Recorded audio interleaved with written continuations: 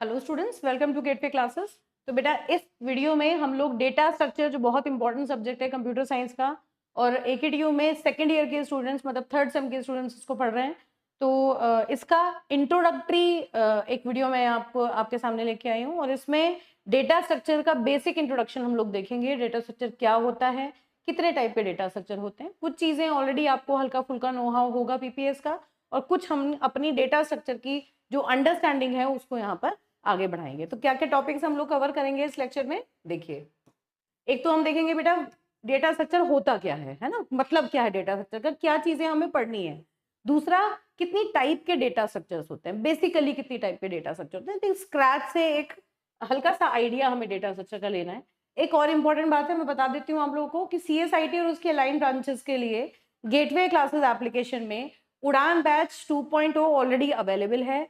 Same 3 और same 4 का combo आप वहां पर ले सकते हैं, और उसमें सारे आपके टोटल 11 सब्जेक्ट्स इंक्लूडेड होंगे, और मैथ्स 4 भी आपको उसमें इंक्लूडेड होगा, ठीक है। और साथ साथ बेटा एक बहुत इंपॉर्टेंट बात यह है कि सारे सब्जेक्ट्स आपके वहाँ topic wise unit wise covered हैं, डिटेल लेक्चर्स अवेलेबल हैं, उन सबके वन शॉट्स अवेलेबल हैं, और आपको सारे लेक्चर नोट्स मिलेंगे, सारे कॉम्प्रिहेंसिव एकेटीयू पीवाईक्यू सॉल्यूशंस उसमें अवेलेबल होंगे लेक्चर बाय लेक्चर। तो आपको कंप्लीट एक यूनिफाइड, एक आप ये कहिए कि एक सिंगल पॉइंट पर, एक सिंगल प्लेटफॉर्म पर आपको कंप्लीट सॉल्यूशन आपका एकेटीयू का सिलेबस, जो सब्जेक्ट का सिलेबस है इंडिविजुअल सब्जेक्ट्स का, वो आपको अवेलेबल हो जाएगा। तो आपको कहीं और इसमें फोकस करने की रिक्वायरमेंट नहीं है, आप डायरेक्टली एक जगह से आके अपना इजीली अपना पूरा सिलेबस कवर कर सकते हैं, बहुत अच्छा स्कोर कर सकते हैं। तो डेटा स्ट्रक्चर का हम लोग इंट्रोडक्शन स्टार्ट करते हैं। डेटा स्ट्रक्चर क्या होता है, सबसे पहले इंपॉर्टेंट बात क्या है कि डेटा स्ट्रक्चर जो टर्म है वो दो चीजों से मिलके बना है। देखो, डेटा और स्ट्रक्चर। डेटा क्या होता है, सबसे पहले बिल्कुल कॉन्क्रीट लेवल पर समझते हैं। डेटा का क्या मतलब है? डेटा मतलब रॉ फैक्ट्स अबाउट समथिंग, है ना। कोई भी इंफॉर्मेशन और डेटा में क्या डिफरेंस होता है? डेटा, आप कहीं से भी कोई चीज कलेक्ट करते हैं, जैसे मान लीजिए आप फिजिक्स लैब में गए, आपने कोई एक्सपेरिमेंट परफॉर्म किया और आपने रीडिंग्स लेनी स्टार्ट की, तो जो रीडिंग्स आप ले रहे हैं वो डेटा है ना। लेकिन उन रीडिंग्स को लेके जब आप फाइनल रिजल्ट कैलकुलेट करते हैं, that result is your information.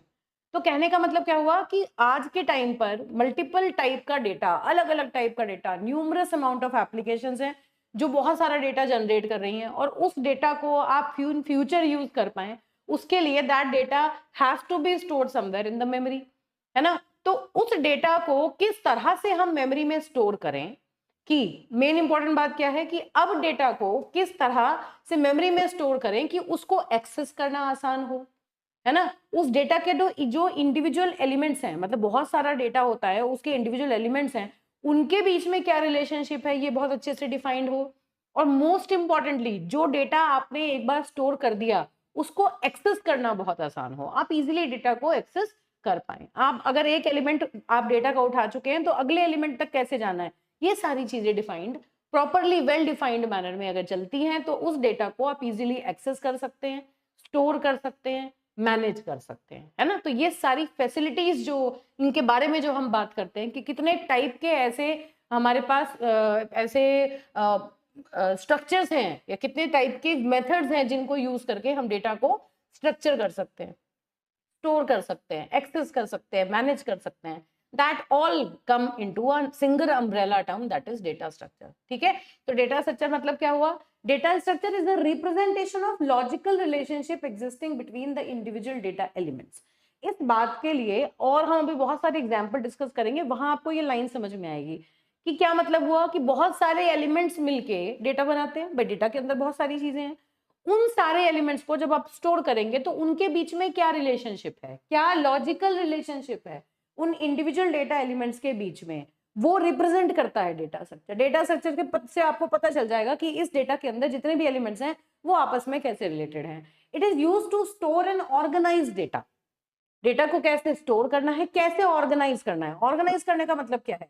क्या सीक्वेंशियली ऑर्गेनाइज करना है, क्या असेंडिंग डिसेंडिंग ऑर्डर में ऑर्गेनाइज करना है, किस तरह से ऑर्गेनाइज करना है। How those data elements are placed into the memory at a single memory location, at a single place, that these are the things that will be covered in the data structure. Then it is a way of arranging data on a computer so that it can be accessed and updated efficiently. Computer पर इस तरह उसको store करना है कि आप उसको easily update कर सको, एक्सेस कर सको, है ना। भाई एक्सेस करने का मतलब क्या है कि एक बहुत 1000 आइटम्स आपने एक डेटा स्ट्रक्चर के अंदर स्टोर कर रखे हैं, तो how quickly you are able to access them.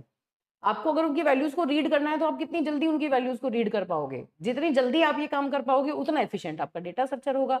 अगर आप मॉडिफाई करना चाहो किसी चीज को तो कितनी क्विकली आप मॉडिफिकेशन कर सकते हो, कितनी क्विकली आप डेटा को रीड कर सकते हो, कितनी क्विकली आप उसे अपडेट कर सकते हो। All these matters in the term of data structure, ठीक है। तो देखिए अब the choice of particular data structure, ये बात कहां से आती है कि हमारे पास मल्टीपल टाइप के डेटा स्ट्रक्चर ऑप्शंस अवेलेबल हैं।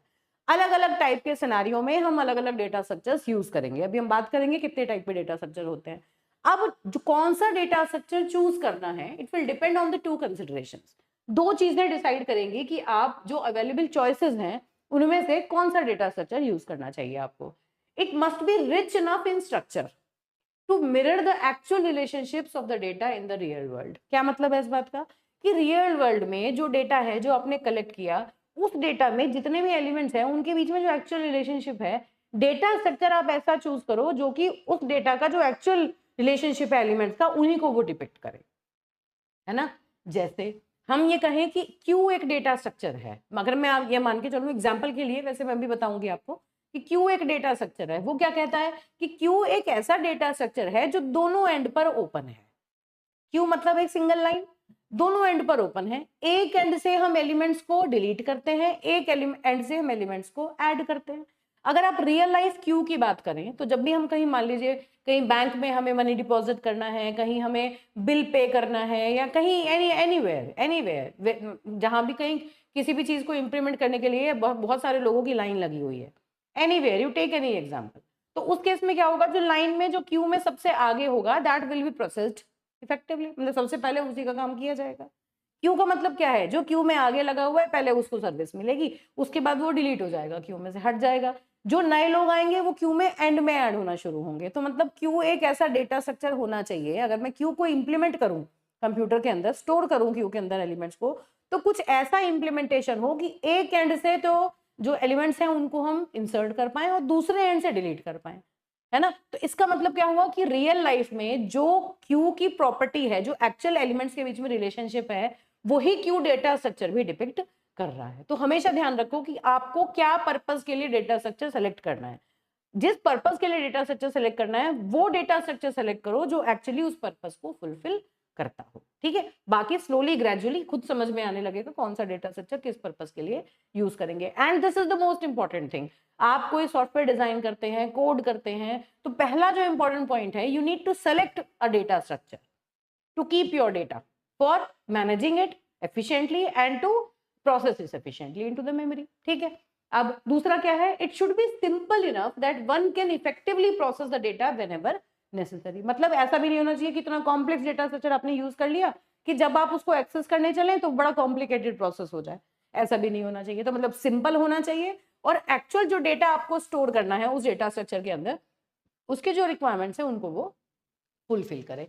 तो कितने टाइप के डेटा स्ट्रक्चर होते हैं ये बात देखते हैं। तो प्रिमिटिव और नॉन प्रिमिटिव दो तरह के डेटा स्ट्रक्चर होते हैं। प्रिमिटिव मतलब basic data structure, primary data structures. Non primitive मतलब जो बेसिक अवेलेबल नहीं है, जो कि प्रिमिटिव की हेल्प से बनेंगे, उन्हें हम नॉन प्रिमिटिव डेटा स्ट्रक्चर कहेंगे। आप लोगों ने फर्स्ट ईयर में पढ़े हैं primary data type, secondary data type. क्या होते हैं प्राइमरी? कौन से होते हैं? जिनको आप फर्दर डिवाइड नहीं कर सकते, जिनको हार्डवेयर सपोर्ट मिलता है, वो प्राइमरी डेटा टाइप है। और वो डेटा टाइप जो प्राइमरी डेटा टाइप का यूज करके बनते हैं उन्हें हम सेकेंडरी कहते हैं। तो बिल्कुल ऐसे ही यहाँ पर हो गया, टाइप्स ऑफ डेटा स्ट्रक्चर में दो तरह के हो गए, प्रिमिटिव हो गया और नॉन प्रिमिटिव हो गया, ठीक है। एक एक करके इनको देखेंगे।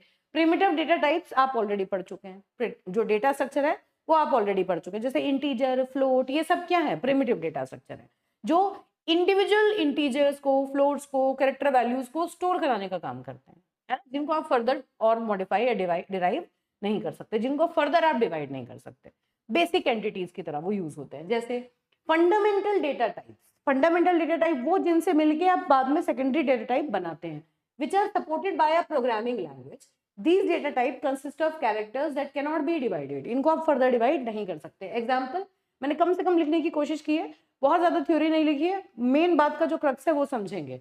इंटीजर हुआ, रियल हुआ, कैरेक्टर हुआ, बुलियन हुआ, ये सारे क्या है, फंडामेंटल डेटा टाइप्स है। इंटीजर क्या, जो इंटीजर वैल्यूज, जो डेसिमल पॉइंट वाली वैल्यूज करे वो रियल डेटा टाइप्स है जिनमें हम फ्लोट्स यूज करते हैं। फिर कैरेक्टर्स हैं जहां पर इंडिविजुअल कैरेक्टर्स हम या स्ट्रिंग्स यूज करा सकते हैं। देन बूलियन वैल्यूज हैं। बूलियन कौन से होते हैं, जिनका आंसर यस या नो में होता है ना, इधर यस और नो, इधर ट्रू और फॉल्स, दो ही ऑप्शन उसके होते हैं, दो ही टाइप की वैल्यूज वो ले सकते हैं। तो such kind of data structure जिनको हम फर्दर डिवाइड नहीं कर सकते, that is called as primitive data structure. ये तो बेसिक चीज हो गई। दूसरा आता है आपका नॉन प्रिमिटिव डेटा स्ट्रक्चर। ये कौन से हैं, derived from primitive data structure. Primitive data structure की हेल्प से हम इनको बनाते हैं, उनकी हेल्प से ये डिराइव किए जाते हैं, उसको नॉन प्रिमिटिव डेटा स्ट्रक्चर कहते हैं। These emphasize on grouping same or different data types with relationship between each data item. Example: arrays, linked lists, graphs and trees. ये 4 एग्जाम्पल्स आपके सामने यहाँ प्लेस्ड हैं। अब इन चारों में से एक चीज के बारे में तो आपको बहुत अच्छे से पता है, आपने सी प्रोग्रामिंग में एरे पढ़ रखे हैं, लिंक लिस्ट का भी हल्का सा इंट्रोडक्शन आपने लिया था। तो फिलहाल के लिए हम जो अपना डिस्कशन है वो एरे पर सीमित कर लेते हैं, क्योंकि एरे आपने ठीक से अभी पढ़ रखा है। ऑल दो डेटा स्ट्रक्चर में हम array, link list, trees, graph सब खूब डिटेल में पढ़ेंगे, यही हमें इसमें कवर अप करना है और इनकी प्रोग्रामिंग भी करेंगे, ठीक है। तो अब एग्जाम्पल समझने के लिए, अब इस चीज को और ढंग से डिवाइड करने के लिए ये जो फ्लो चार्ट है इसको आपको देखना है, ये पूरा इसका क्लासिफिकेशन शो करता है।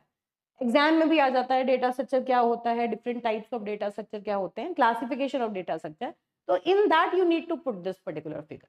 क्या है डेटा स्ट्रक्चर, प्रिमिटिव और नॉन प्रिमिटिव। प्रिमिटिव में ये चारों मैंने आपको बता दिए जो फंडामेंटल डेटा टाइप्स हैं। नॉन प्रिमिटिव लीनियर और नॉन लीनियर, दो तरह में आप नॉन प्रिमिटिव को डिवाइड कर सकते हो, लीनियर डेटा स्ट्रक्चर्स में और नॉन लीनियर डेटा स्ट्रक्चर में। लीनियर का मतलब क्या है, एरेज, एग्जांपल समझो पहले, arrays, link list, stacks, queues, ये लीनियर डेटा स्ट्रक्चर्स में आते हैं। और जो नॉन लीनियर होते हैं वो कौन कौन से हैं, ट्रीज और ग्राफ्स, ये नॉन लीनियर में आते हैं। ये सारे मिलके क्या है, नॉन प्रिमिटिव डेटा स्ट्रक्चर है, जो कि प्रिमिटिव डेटा स्ट्रक्चर की हेल्प से डिराइव होते हैं।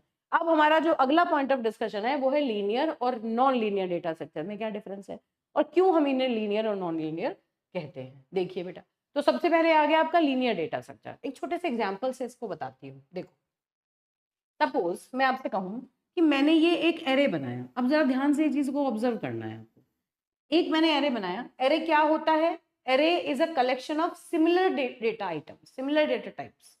अगर हमें, मैं ये कह रही हूँ आपको इन जनरल, मैं एक बार हल्का सा रिकॉल करा देती हूँ। मान लीजिए मैंने लिखा इंट ए, तो इसका क्या मतलब है, इसका मतलब है कि ए एक ऐसा वेरिएबल है जो एक सिंगल इंटीजर वैल्यू को स्टोर कर सकता है। A is capable to store a single integer at a time, or you can say A is the name of memory location on which some integer value can be stored. Suppose address is 1000. Memory में जब भी किसी value को store करते हैं, जब भी कोई डेटा को स्टोर करते हैं, तो वो किसी पर्टिकुलर एड्रेस पर स्टोर होती है। फॉर द टाइमिंग आप याद रखिए, मान लीजिए हम रैम के अंदर कोई मेमोरी एलोकेट कर रहे हैं, कोई भी चीज हमें, देखो कंप्यूटर में आपको कोई भी कंप्यूटेशन करना है तो आपको मेमोरी में पहले उस वैल्यूज को, न्यूमेरिकल वैल्यूज को, डेटा को कीप करके रखना पड़ेगा। You have to keep that data into the memory.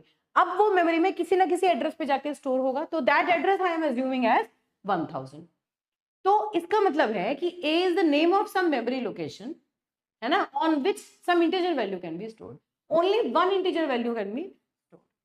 अगर मुझे ऐसे 1000 या 100 एलिमेंट्स मुझे चाहिए, इंटीजर 100 इंटीजर्स की बात अगर मैं कर रही हूँ अपने प्रोग्राम में मुझे लेने हैं, तो मुझे इस तरह के 100 वेरिएबल्स को क्रिएट करना पड़ेगा।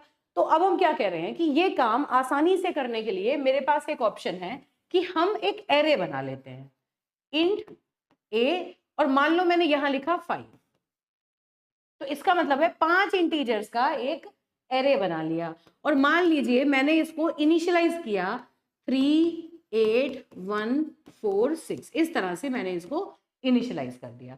तो इसका मतलब क्या है, ए क्या है, नेम ऑफ एरे, ए है एरे का नाम, है ना, ये क्या है, साइज ऑफ एरे, और ये इसके इनिशियल लिस्ट ऑफ एलिमेंट्स हैं जो मैंने दे दिए। अब जब ये एरे मेमोरी में स्टोर होगा तो किस तरह होगा, ये जितने भी एलिमेंट्स हैं, एक तो इंपॉर्टेंट बात क्या है कि सारे एलिमेंट्स इंटीजर टाइप के होने चाहिए। तो ये जो एरे का नाम है, it can hold up to 5 integers, it can hold up to 5 integer elements, and those 5 integer elements I have specified here. I have initialized those 5 integers here. तो क्या होगा, बैक टू बैक, एक के बाद एक एडजेसेंट मेमोरी लोकेशन पर ये सारे इंटीजर वेरिएबल्स, ये वैल्यूज जो होंगी वो स्टोर हो जाएंगी। इफ सपोज मैं ये मान के चलूं कि एक इंटीजर 2 बाइट लेता है, सपोज इंटीजर टेक्स 2 बाइट्स, है ना, कुछ कंपाइलर पे 2 लेगा, कुछ कंपाइलर पे 4 बाइट लेता है। If I am assuming that integer is taking 2 bytes, और अब मैं ये मान लूं कि सपोज 1000 मेमोरी लोकेशन पर ये जो एरे है ये एलोकेट होना शुरू हुआ, तो क्या होगा, पहले 3 स्टोर होगा, फिर 8 स्टोर होगा, फिर 1 स्टोर होगा, फिर 4 स्टोर होगा, फिर 6 स्टोर होगा। This is how these elements are stored at a time, back to back. ठीक है, तो 2 बाइट में अगर ये है तो इसकी एड्रेस क्या होगा 1002, इसका एड्रेस होगा 1004, इसका होगा 1006 और इसका होगा 1008, है ना। तो ये रिलेशनशिप हमें नजर आ रहा है। Now this is example of linear data structure. क्या होता है लीनियर डेटा स्ट्रक्चर, अब पढ़िए एक बार जरा।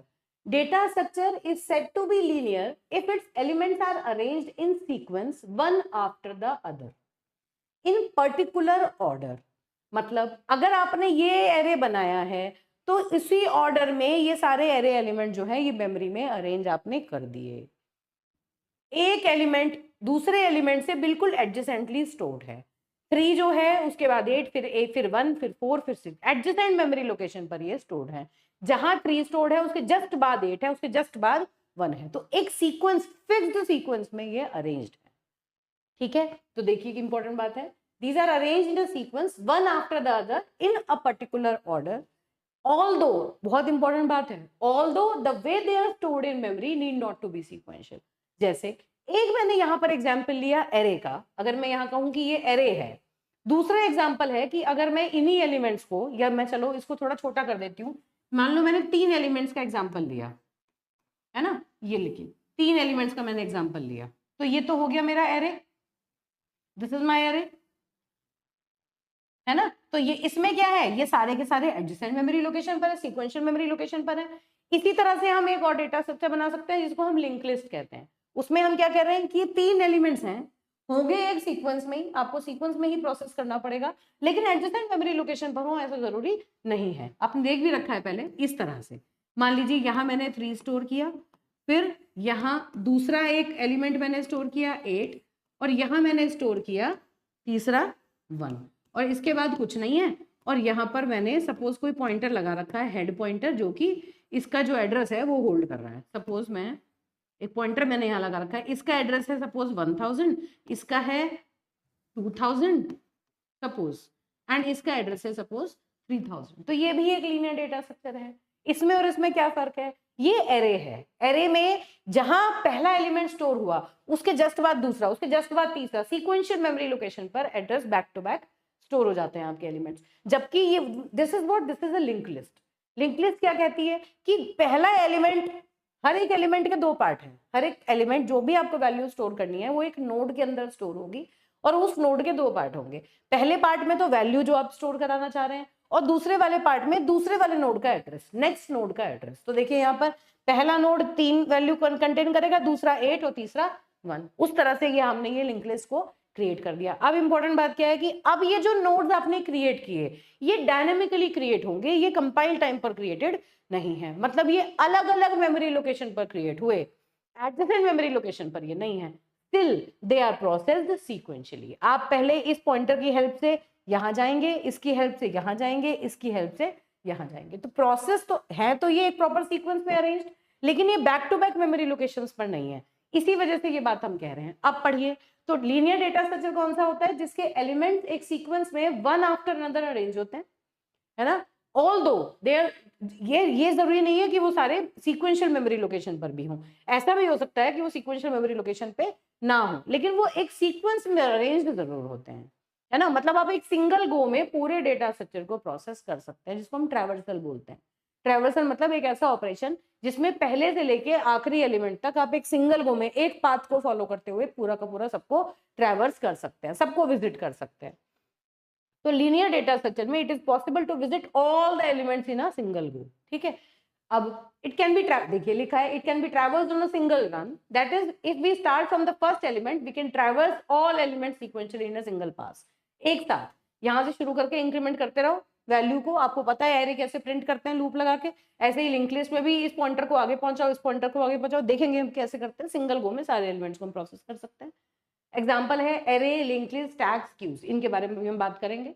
लीनियर डेटा स्ट्रक्चर के ये एग्जांपल है। अब जैसे ये एरे है, ये एरे का बैग के बारे में मैंने आपको बता दिया, ठीक है। अब देखिए ये है लिंक लिस्ट, यहाँ लिख देती हूँ, ये इसको हटा देते हैं, लिंक लिस्ट में देखेंगे। तो दिस इज एरे, ठीक है बेटा। फिर आता है आपका स्टैक। स्टैक क्या है? स्टैक एक ऐसा डेटा स्ट्रक्चर है, बहुत ध्यान से समझना, बहुत इंपॉर्टेंट है, जो कि एक एंड पे क्लोज्ड है। बहुत ध्यान से समझो, एक एंड पे क्लोज्ड है, एक एंड पर ओपन है। अगेन इसको बहुत डिटेल में पढ़ेंगे हम यूनिट 2 में, आधी यूनिट में स्टैक ही आपको पढ़ना है। यहाँ हम सिर्फ इनका इंट्रोडक्शन ले रहे हैं 2-2 लाइन में समझने के लिए कि क्या मतलब है और क्या ये काम करते हैं, लीनियर क्यों है, ठीक है। तो स्टैक एक ऐसा डेटा स्ट्रक्चर है जो एक एंड पर क्लोज्ड है, एक एंड पर ओपन है। क्लोज्ड एंड पर आप कोई ऑपरेशन परफॉर्म नहीं करेंगे, जो ओपन वाला एंड है वहीं से आप एलिमेंट को इंसर्ट करेंगे और वहीं से आप एलिमेंट को डिलीट करेंगे, ठीक है। तो अब इसका क्या मतलब है कि एक एंड जो ओपन, जो क्लोज्ड है, मान लीजिए एक एलिमेंट आपने डाला, यहाँ डाल दिया 1, फिर उसके ऊपर दूसरा, फिर उसके ऊपर तीसरा, तो जो एलिमेंट, जो एंड है, जो ओपन एंड है, उसको हम टॉप कहते हैं, top of the stack. Top of the stack पर हम एक एक एलिमेंट को ऐड करते हैं और वहीं से हम एलिमेंट्स को डिलीट करते हैं। तो the process of inserting the elements into the stack is called push operation and the process of deleting some elements from the stack is called pop operation. ये हम बाद में देखेंगे। अब इंपॉर्टेंट क्या है कि ये लीफो प्रॉपर्टी यूज करता है, ये लीफो प्रॉपर्टी यूज करता है। लीफो का मतलब क्या है कि जो सबसे लास्ट में आपने स्टैक के ऊपर डाला, अगर आप डिलीट करेंगे तो सबसे पहले वही आपको हटाना पड़ेगा। भाई हमने पहले मान लीजिए 1 इंसर्ट किया, 1 के ऊपर 2, 2 के ऊपर 3, अगर मैं डिलीट करूं तो इसी एंड से डिलीट होगा, तो पहले मुझे 3 डिलीट करना पड़ेगा, फिर 2 डिलीट होगा, फिर 1 डिलीट होगा। तो किस ऑर्डर में डिलीट हो रहे हैं? जिस ऑर्डर में आपने उन्हें इंसर्ट किया था उसी के रिवर्स ऑर्डर में वो डिलीट हो रहे हैं। जो सबसे लास्ट में आया था वो सबसे पहले बाहर जाएगा। तो दिस इज लास्ट, लिखा भी होगा, this is last in first out, last in first out. जो सबसे लास्ट में आपने स्टैक में डाला उसको आप सबसे पहले बाहर निकालेंगे। लीनियर क्यों है ये? क्योंकि एक सिरे से आप शुरू करें तो आप पूरे के पूरे नंबर ऑफ एलिमेंट्स को इन अ सिंगल को आराम से प्रोसेस कर सकते हैं। और दूसरी बात कि आप अगर स्टैक को इंप्लीमेंट करना चाहते हैं तो या तो एरे की हेल्प से या लिंक लिस्ट की हेल्प से आप स्टैक्स को इजीली इंप्लीमेंट कर लेते हैं। इंप्लीमेंटेशन मतलब प्रोग्राम में किस तरह से आप इसको वैलिड बनाएंगे, ठीक है। अब देखिए क्यू क्या होता है, ये सिंपल लैंग्वेज में लिखा हुआ है। क्यू क्या है? वही जो रियल लाइफ क्यू के बारे में मैंने आपको बात बताई। Again this is the linear data structure जो दोनों एंड पर ओपन है। एक एंड से हम एलिमेंट्स को इंसर्ट करते हैं, दूसरे एंड से एलिमेंट्स को डिलीट करते हैं। वो एंड जहां पर एलिमेंट्स इंसर्ट होते हैं उसको कहते हैं front end, sorry rear and, और जहां से डिलीट होते हैं उसे हम कहते हैं फ्रंट एंड। इस तरह से this is front end this is rear. तो रियर एंड पर एलिमेंट्स को हम ऐड करते हैं और फ्रंट से एलिमेंट्स को डिलीट करते हैं। सिंपल क्यू में देखो कहीं क्यू लगी हुई है तो क्यू के फ्रंट से एलिमेंट्स एक्सेस होंगे, जो भी बंदा क्यू के सबसे आगे लगा हुआ है उसको सबसे पहले काम उसका हो जाएगा, सर्विस मिलेगी और वो वहां से हट जाएगा। जो नए आएंगे वो रियर एंड में मतलब पीछे ऐड होते रहेंगे। तो this is how this particular thing is implemented. ये प्रॉपर हम पढ़ेंगे। और ये क्या यूज करता है? लास्ट, ये करेगा first in first out. Obviously Q में जो सबसे पहले आया वो फ्रंट में सबसे पहले आ जाएगा। भाई पहले 3 आया, फिर ये आया, फिर ये, जिस भी सीक्वेंस में आए, तो जो बंदा पहले आया वो क्यू में आगे खड़ा होगा, वो उसको पहले सर्विस मिलेगी, वो पहले का अपना काम करके जाएगा। तो this follows first in first out. जो पहले आया उसको पहले सर्विस मिलेगी। Stack follows last in first out. तो अलग अलग एप्लीकेशन है। कुछ केसेस ऐसे होंगे जहां पर आप चाहते हो कि जो सबसे पहले आए, जैसे मान लो हम प्रोसेसर की बात कर रहे हैं कि प्रोसेसर के पास बहुत सारे प्रोग्राम है रन करने के लिए। अब रैम में कौन सा रेडी हुआ, रन होके आया, रेडी, एक क्यू बनाएंगे रैम के अंदर जहां पे जितने भी प्रोग्राम टू बी एग्जीक्यूटेड है उनको हमने क्यू में अरेंज कर लिया। प्रोसेसर को अगला प्रोग्राम उठाना है एग्जीक्यूट करने के लिए। तो मान लो हम फर्स्ट इन फर्स्ट आउट चाहते हैं कि जो पहले आया उसे पहले सर्विस मिले, तो हम फीफो वाला जो है उसे, तो जो वो क्यू है उसे क्यू की फॉर्म में इस डेटा स्ट्रक्चर में इंप्लीमेंट करेंगे। अगर हम ऐसा चाहते हैं, जैसे हम फंक्शन कॉल्स की बात करते हैं, जब भी हम फंक्शन को कॉल करते हैं तो जो फंक्शन कॉल होती है उस फंक्शन कॉल को हम हमेशा स्टैक में यूज करते हैं। फंक्शन कॉल और रिटर्न करने के लिए हम स्टैक डेटा स्ट्रक्चर का यूज करते हैं। क्यों? रिकॉल करिए, पीपीएस में आपने पढ़ा है कि जब भी कोई फंक्शन कॉल होता है तो फंक्शन वही रिटर्न करता है जहां पर वो कॉल हुआ था, है ना। जब भी आप किसी फंक्शन को कॉल करते हैं फंक्शन वही रिटर्न करता है जहां कॉल हुआ था। तो मान लीजिए एक फंक्शन ए बी को कॉल कर रहा है, बी सी को कॉल कर रहा है, तो जब सी काम कंप्लीट कर लेगा तो वो कहाँ रिटर्न करेगा? बी में। बी काम कंप्लीट कर लेगा तो कहाँ रिटर्न करेगा? ए में। तो इसका मतलब क्या हुआ? जिस ऑर्डर में कॉल हुआ था उसके जस्ट रिवर्स ऑर्डर में रिटर्न होगा। तो उसे इंप्लीमेंट करने के लिए हम स्टैक यूज करते हैं। तो डिफरेंट डिफरेंट टाइप की रिक्वायरमेंट के हिसाब से हमारे पास different different data structures available हैं। ग्रेजुअली आप पढ़ेंगे तो आपको खुद समझ में आने लगेगा कि कहाँ कौन से डेटा स्ट्रक्चर से ज़्यादा एफिशिएंटली हम काम कराएंगे, ठीक है। इसीलिए डेटा स्ट्रक्चर की नॉलेज होनी इंपॉर्टेंट है। अब फिर आ जाता है आपका लिंक लिस्ट, जिसका एग्जाम्पल मैंने आपको पहले भी बताया, अब फिर एक बार देख लेते हैं। मान लीजिए 3 एलिमेंट्स मुझे स्टोर करने हैं, तो लिंक लिस्ट क्या कहता है कि लीनियर डेटा स्ट्रक्चर है, लेकिन एलिमेंट्स को अब आप एक नोड में स्टोर करेंगे। एक नोड में 2 पार्ट होते हैं, है ना। मान लीजिए एक तो है डेटा पार्ट और दूसरा है पॉइंटर, जो कि अगले नोड का एड्रेस होल्ड करता है। क्योंकि ये एडजेसेंट मेमोरी लोकेशन पे तो है नहीं, तो ये नोड कैसे आपस में हम कनेक्ट करेंगे कि एक नोड पर जाके इससे दूसरे नोड का रास्ता हमें मिल जाए। उसके लिए क्या करेंगे हम, उसके लिए हम पॉइंटर्स का यूज करते हैं। तो मान लीजिए मेरे पास 3 नोड्स हैं, ये 3 नोड्स हैं मेरे पास, है ना। इस तरह से बना लेते हैं। तो इसकी वैल्यू है 8, इसकी वैल्यू है 1, और मान लीजिए इसका मेमोरी एड्रेस है 1000, इसका एड्रेस है 2000 और इसका एड्रेस है 3000। तो अगर यहां पर क्या करते हैं, जो लिंक लिस्ट की बिगिनिंग है उसको होल्ड करने के लिए हम एक पॉइंटर लगा के चलते हैं, जो कि फर्स्ट नोड का एड्रेस होल्ड करता है। हेड के अंदर पहले नोड का एड्रेस होता है।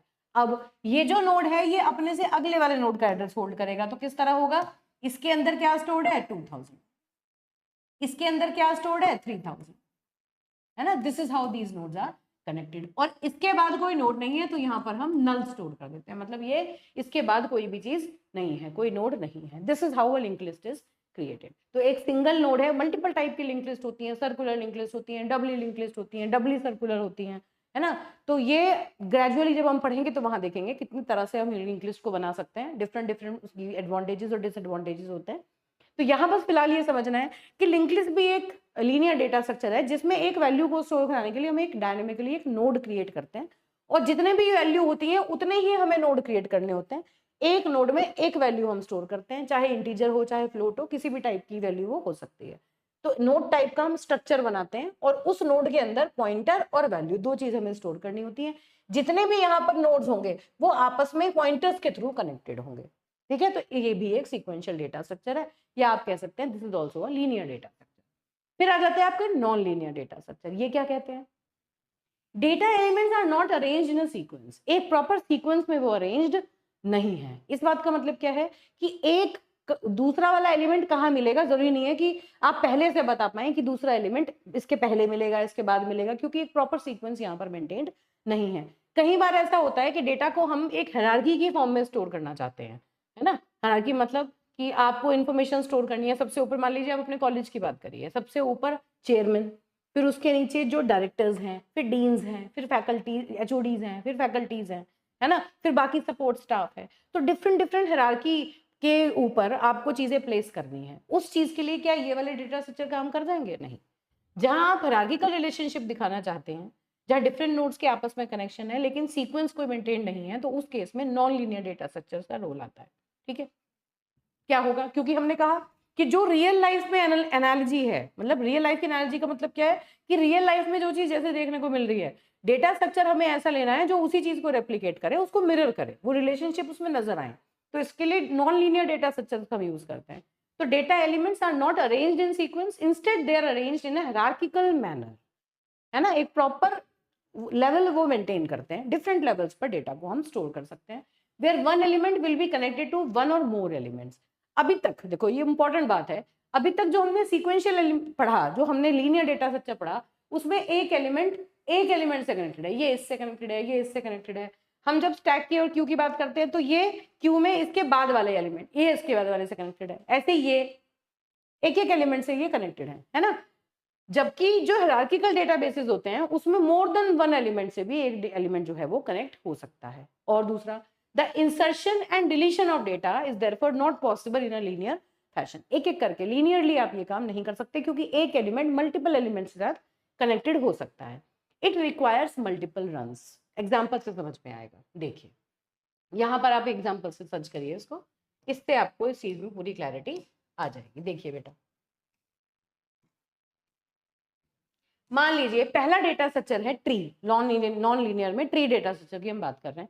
एग्जांपल से समझो, मान लो मुझे किसी एम्प्लॉय की इंफॉर्मेशन को स्टोर करना है, तो उस एम्प्लॉय की इंफॉर्मेशन में क्या क्या चीजें हो सकती हैं, उसका सेक्शन नंबर हो सकता है, सॉकेट सेक्शन नंबर, मतलब हम एड्रेस की बात कर रहे हैं, उसका नाम हो सकता है, एड्रेस हो सकता है, एज हो सकती है, सैलरी हो सकती है और उसके डिपेंडेंट्स की इंफॉर्मेशन हो सकती है। ये भी अपने आप में क्लासिफाई हो सकते हैं, मतलब नाम में भी last name, first name, middle name हो सकता है। एड्रेस में स्ट्रीट, एरिया, एरिया के अंदर भी स्टेट और सिटी, जिप मतलब पिन कोड, ये सब हो सकता है। तो कहने का मतलब क्या हुआ कि एक एम्प्लॉय की इंफॉर्मेशन में भी मल्टीपल लेवल्स पॉसिबल हैं। जरूरी नहीं है कि आप सिंगल लेवल पर आप उसको मेंटेन कर पाए। तो इस तरह की इंफॉर्मेशन को अगर आपको मिरर करना है अपने कंप्यूटर मेमोरी के अंदर कि किस तरह से इसे स्टोर करें, उसके लिए हम non linear data structure use करते हैं और जिसके बारे में हम बात कर रहे हैं वो ट्री डेटा स्ट्रक्चर है। तो इसी चीज को हम किस तरह रिप्रेजेंट करते हैं, ट्री के लिए हम नोड्स बना देते हैं कि this is the parent node और इसके ये 2 चाइल्ड नोड्स हो गए, या इसके 3 चाइल्ड हो गए, इसका 1 चाइल्ड नोड हो गया। तो इस तरह this hierarchy is represented in the form of nodes and how they are connected is defined in the data structure itself.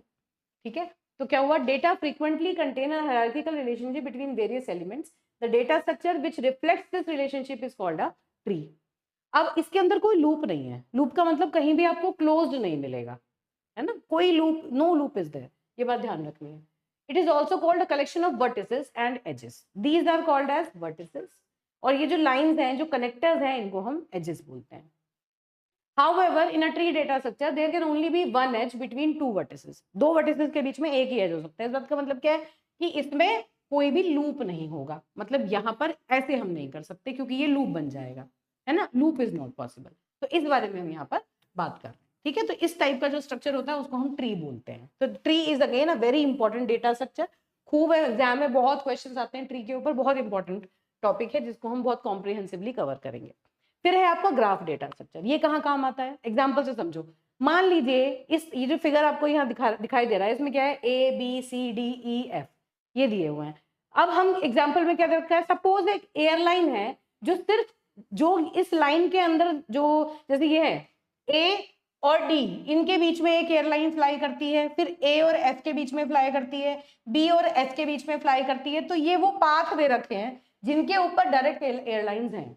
तो रियल लाइफ में अगर आपको कोई मैपिंग करनी है या किसी चीज का सॉल्यूशन निकालना है, आपको शॉर्टेस्ट पाथ फाइंड आउट करना है कि आपको यहाँ से यहाँ तक जाना है, किस किस के थ्रू होके आप जा सकते हैं, तो उस एनालिसिस या उस इंफॉर्मेशन स्टोरेज के लिए या इंफॉर्मेशन को एक्सेस करने के लिए आप ग्राफ डेटा स्ट्रक्चर का यूज कर सकते हैं। ठीक है, तो इसमें क्या हो सकता है, इसी चीजों को और सिंप्लीफाई करके मान लो मैं कुछ ऐसा ग्राफ बना दूं इस तरह से, ये है ए, ये है बी, ये है सी, ये है डी, है ना, और मैंने इनकी वैल्यूज रख दी, suppose this is 3, this is 4, this is 6, this is 1, 8 और 7।